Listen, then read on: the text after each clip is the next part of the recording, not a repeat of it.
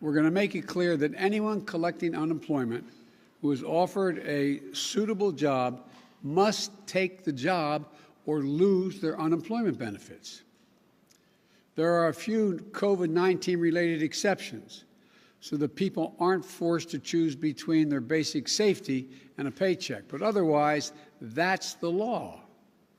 I know there's been a lot of discussion since Friday's report, that people are being paid to stay home rather than go to work. Well, we don't see much evidence of that.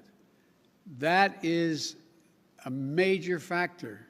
We don't see that. Look, it's easy to say the line has been, because of the generous unemployment benefits, that it's a major factor in labor shortages. Americans want to work. Americans want to work.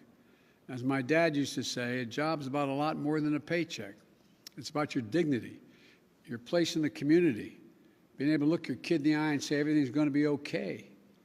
I think the people who claim Americans won't work, even if they find a good and fair opportunity, underestimate the American people. So we'll insist that the law is followed with respect to benefits, but we're not going to turn our backs on our fellow Americans.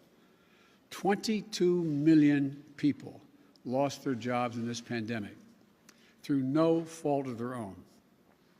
They lost their jobs to a virus and to a government that bungled its response to the crisis and failed to protect them.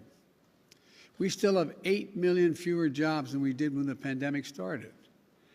And for many of those folks, unemployment benefits are a lifeline. No one should be allowed to game the system, and we'll insist the law is followed, but let's not take our eye off the ball. Families who are just trying to put food on the table, keep a roof over their head, they aren't the problem. We need to stay focused on the real problems in front of us, beating this pandemic and creating jobs. Again, the law is clear. If you're receiving unemployment benefits and you're offered a suitable job, you can't refuse that job and just keep getting the unemployment benefits. We're also working to overcome all the barriers that may be making it harder for people to get back to work. Child care, getting vaccinated, getting schools open. We're making progress in all these things. And we need others to step up and play a role as well. For example, we need employers to step up in a couple of ways. First, we need them to get help to their people and get them vaccinated. 2 weeks ago, I announced that we will provide a tax credit to employers if they give workers paid time off to get a shot and recover from the effects of the side effects, if there are any. Our economy can't achieve its full potential until we get more people vaccinated. Employers can help that. We also need to recognize that people will come back to work if they're paid a decent wage. The last Congress, before I became president, gave businesses over $1.4 trillion in COVID relief. Congress may have approved that money, but let's be clear, the money came from the American people. And it went from the American people to American businesses, many of them big businesses, to help them get through this pandemic and keep their doors open. I'm not questioning it. It was the right thing to do. But my expectation is that as our economy comes back, these companies will provide fair wages and safe work environments. And if they do, they'll find plenty of workers. And we're all going to come out of this together better than before.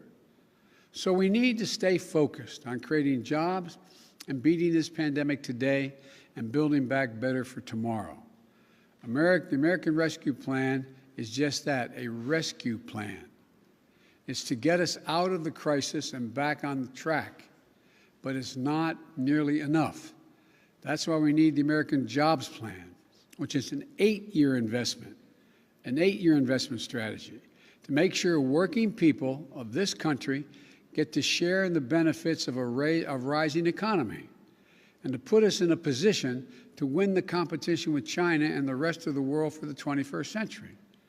That's the next stage. That's what we're doing right now. We're working to get that passed. I want to thank you all, and may God protect our troops. Thank you. Mr. President,